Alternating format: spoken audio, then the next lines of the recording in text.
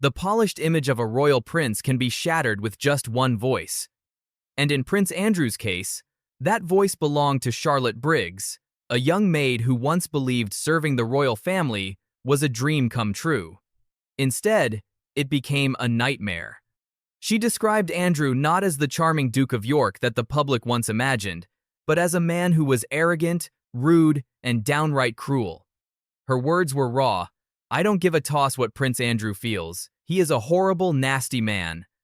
It wasn't just a passing insult. It was the truth from someone who had endured his tantrums, humiliations, and bizarre obsessions every single day. And once her stories spread, the world began to see the prince not as royalty, but as a spoiled tyrant. But what Charlotte revealed wasn't just about a difficult employer. It was about a lifelong pattern of entitlement, arrogance, and cruelty that had been there since childhood. Charlotte was only 21 when she entered Prince Andrew's world. She thought she was stepping into the grandeur of Buckingham Palace, the heart of British royalty. Instead, she described her job as the one nobody wanted. Why? Because behind the polished halls and regal decor lived a man who treated staff with contempt. Her earliest memories of Andrew weren't of kindness or formality. They were of a man barking orders, exploding over trivial mistakes, and acting like the palace staff existed only to endure his moods. One obsession defined his temper: curtains. Charlotte recalled how a tiny gap left between heavy drapes was enough to trigger a storm of rage. Andrew stormed out of his office, shouting down the corridors, reducing her to tears with his profanity. But curtains weren't the only battlefield. His stuffed animals became infamous 72 teddy bears, along with a hippo and a black panther, each arranged with military precision. Laminated instruction sheets dictated where every toy should stand. For outsiders, it sounded eccentric, even funny. But for staff, it was a daily nightmare. Misplacing one bear could set off another tantrum. Charlotte remembered being trained for hours on this ritual alone. Bears were to be displayed during the day, removed at night, then returned at dawn. Even his pajamas had to be laid out with perfect symmetry, pillows centered after the mattress was turned. To the public, Andrew smiled for cameras. To his staff, he was a man-child surrounded by teddy bears, screaming over curtains, and humiliating servants for his own amusement. Charlotte wasn't the only one. Other staff members echoed the same stories. One recalled Andrew demanding she rush across a room to close curtains. He could have easily reached himself a cruel reminder of hierarchy. Another remembered his coldness during even the simplest exchanges. While Charles, Edward, and even Prince Philip treated staff with respect, Andrew was in a league of his own. Staff whispered nicknames behind his back: Prince of Darkness. His arrogance wasn't a quirk. It was a defining trait. This wasn't just entitlement, it was humiliation disguised as royal authority. And the most chilling part?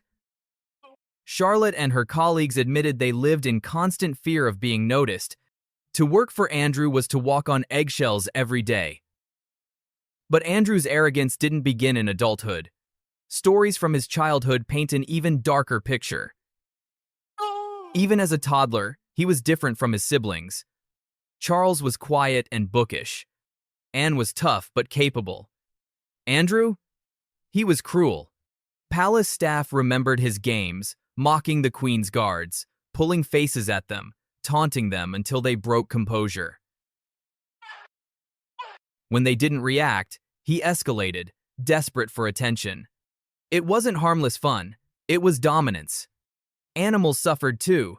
Accounts describe him kicking the family dogs, laughing at their yelps, striking horses with sticks. They shoved the young prince headfirst into a pile of horse dung, covering him with filth, a grotesque but telling punishment. Another story revealed how Andrew pushed a palace footman to the breaking point. After relentless taunting, the man punched him, leaving the boy with a black eye. Instead of dismissing the footman, the Queen refused his resignation. Even she seemed to recognize how intolerable Andrew had become.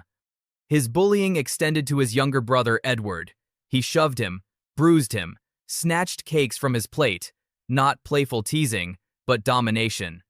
At school, his tantrums and mean-spirited laughter earned him nicknames like Baby Grumpling, and the Snigger. Teachers and classmates alike saw him as spoiled, smug, and perpetually cruel. This wasn't a mischievous child growing out of his habits. It was a boy intoxicated by superiority, a spoiled tyrant in the making. By the 1990s, Andrew's childhood cruelty had grown into adult scandal. Money schemes, reckless business ventures, and cash-for-access whispers followed him everywhere.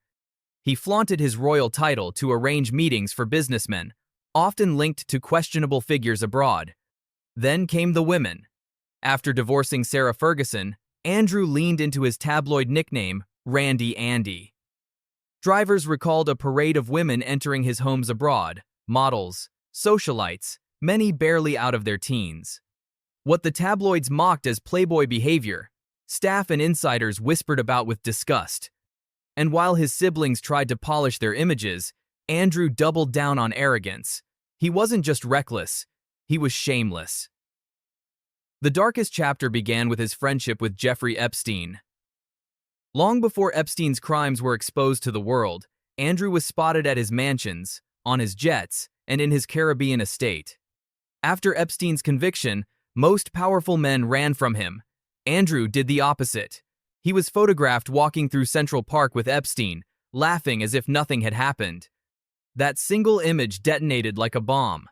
Then came Virginia Giuffre.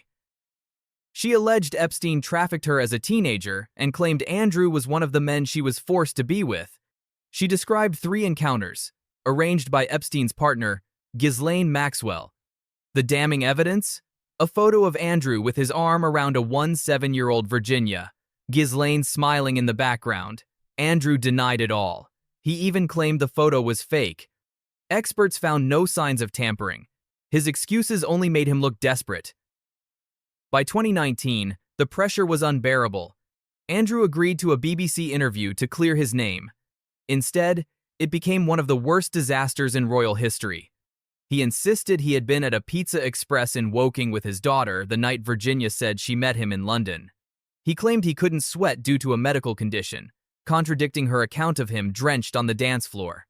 The excuses were absurd. The internet turned them into memes. His credibility collapsed in real time. But what truly destroyed him wasn't just the lies, it was his tone. He showed no sympathy for Epstein's victims. He focused only on himself, calling his stay with Epstein convenient and useful. Millions watching saw arrogance, denial, and delusion. The backlash was immediate. Charities severed ties, universities stripped positions, military groups removed him. Within days, Andrew announced he would step back from royal duties. In truth, he was exiled. The fallout didn't end there. In 2021, Virginia Giuffre filed a civil lawsuit in the U.S., accusing Andrew of sexual assault. His lawyers tried to dismiss it, but a judge allowed the case. Facing trial, Andrew quietly settled in 2022, paying a reported £12 million. The palace insisted it wasn't an admission of guilt. The public saw it differently. To many, it looked like he bought silence. Questions swirled about where the money came from. Whispers suggested the Queen herself had quietly helped fund it.